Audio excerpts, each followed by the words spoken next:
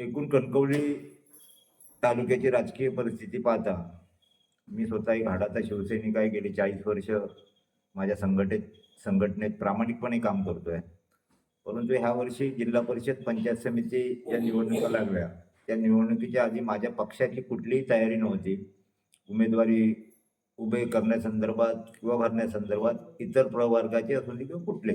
आम्ही निवडणुकीच्या अगोदर मी 2024ला राजीनामा दिल्यामुळे मी निवडणुकीपासून अलिप्त होतो.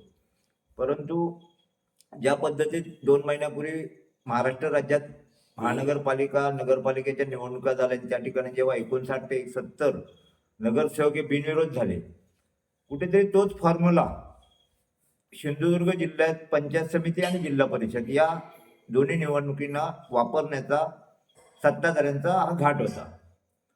म्हणून एका पक्षाचा एक प्रामाणिक कार्यकर्ता म्हणून, या भारत देशाचा एक नागरिक म्हणून, घटनाकार बाबासाहेब आंबेडकरांनी दिलेल्या हक्काचा आपण पालन करावं.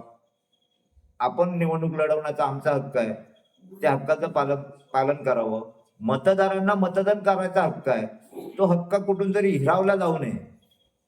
म्हणजे आता उदाहरण तुम्हाला सांगतो, माझ्या जानोली जिल्हा परिषद आणि पंचायत समिती या मतदारसंघामध्ये पंचायत समिती सदस्य आणि जिल्हा परिषद सदस्य दोन्ही बिनविरोध झाले.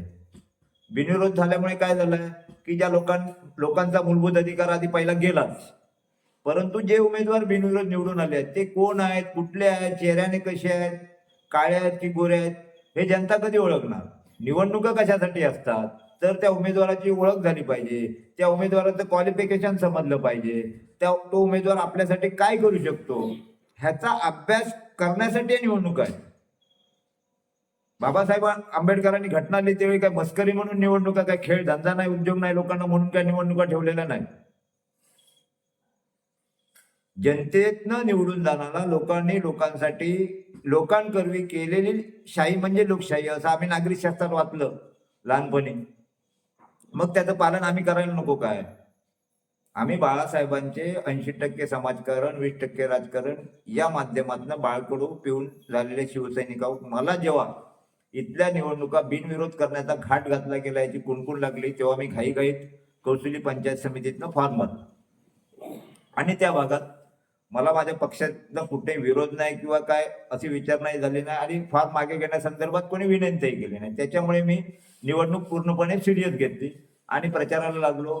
प्रचारात करतेवेळी मला ही बाब गांभीर्याने जाणून आली की आपण म्हणतोय गेली 40 वर्ष ह्या कोकण राज्यावर राज्य करणारे अगदी एकतर्फी, मी समजेन ते धोरण, मी सांगेन, मी बांधेन ते तोरण आणि मी राबवेन ते धोरण, अशा पद्धतीत जे एकाधिकारशाही जी चाललेली आहे, ती एकाधिकारशाही बिनविरोध पंचायत समिती सदस्य आणि जिल्हा परिषद सदस्य होतेवेळी आपल्याला दिसली.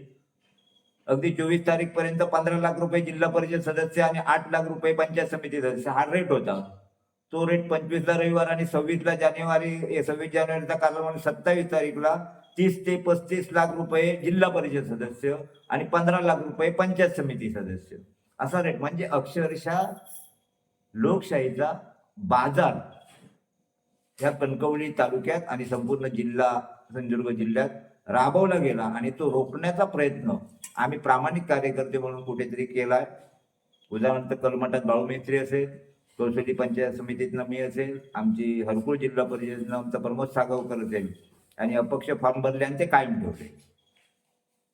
आम्ही विकलो गेले नाही, आम्ही विकले न जाणारे सैनिक नाही, विकले न जाणारे राजकीय कार्यकर्ते. आम्ही 40 वर्ष एका पक्षासाठी एका झेंड्याखाली एका नेत्याच्या आदेशाखाली काम केलेलं आहे आणि ते करत राहणार.